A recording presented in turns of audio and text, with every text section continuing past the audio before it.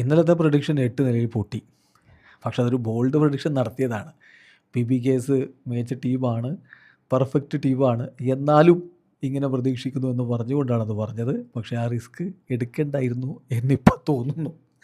ഏതായാലും ഇന്നത്തെ കളി മുംബൈ ഇന്ത്യൻസ് ശക്തമായിട്ടുള്ള ടീമാണല്ലോ, സംശയമില്ല. മറുഭാഗത്ത് ഡീസിയാണ്. രണ്ട് ടീമും അവരുടെ ആദ്യ കളികൾ വിജയിച്ചു വരികയാണ്. മഴയ്ക്ക് സാധ്യത പ്രെഡിക്റ്റ് ചെയ്യുന്നുണ്ട്. കളി റൺമഴയാകുമോ അതല്ല പെരുമഴയാകുമോ എന്നുള്ളത് കണ്ടറിയണം. എങ്കിലും രണ്ട് ടീമിൻ്റെയും ടീം ന്യൂസ് വളരെ പെട്ടെന്ന് നോക്കിയാൽ സാന്നർ ഇപ്പോൾ മുംബൈ ഇന്ത്യൻസിൻ്റെ സ്ക്വാഡിനോടൊപ്പം ജോയിൻ ചെയ്തിട്ടുണ്ട്. അപ്പോൾ ഇന്ന് അദ്ദേഹം കളിക്കും. അല്ല ഗസൻഫർ പുറത്തിരിക്കും എന്ന് വേണം മനസ്സിലാക്കാൻ. അങ്ങനെയെങ്കിൽ മുംബൈയുടെ ഒരു പ്രോബിൾ 12 നോക്കിയാൽ Rohit Sharma, Riyan Rickelton, Tilak Varma, Suryakumar Yadav, Hardik Pandya, നമാൻഡിർ, ഷർഫേൻ Rutherford, Mitchell Santner, Shardul Thakur, Jasprit Bumrah, Mayank Markande. Number 12 ട്രെൻ bolt impact sub റോളിൽ വരാനുള്ള സാധ്യതയും കാണുന്നു. മറുഭാഗത്ത്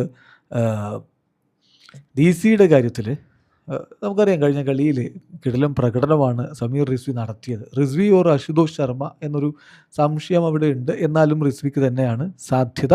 ഇമ്പാക്റ്റ് സബ് അവർ കളിയുടെ സ്വഭാവം അനുസരിച്ച് ഉപയോഗപ്പെടുത്തും. ഡൽഹി ക്യാപിറ്റൽസിൻ്റെ പ്രോബിൾ 12 നോക്കിയാൽ KL Rahul, Pathum Nissanka, Nitish Rana, Axar Patel, David Miller, Tristan Stubbs, Sameer Rizvi or Ashutosh Sharma, then Vipraj Nigam, Kuldeep Yadav, Lungi Ngidi, Mukesh Kumar.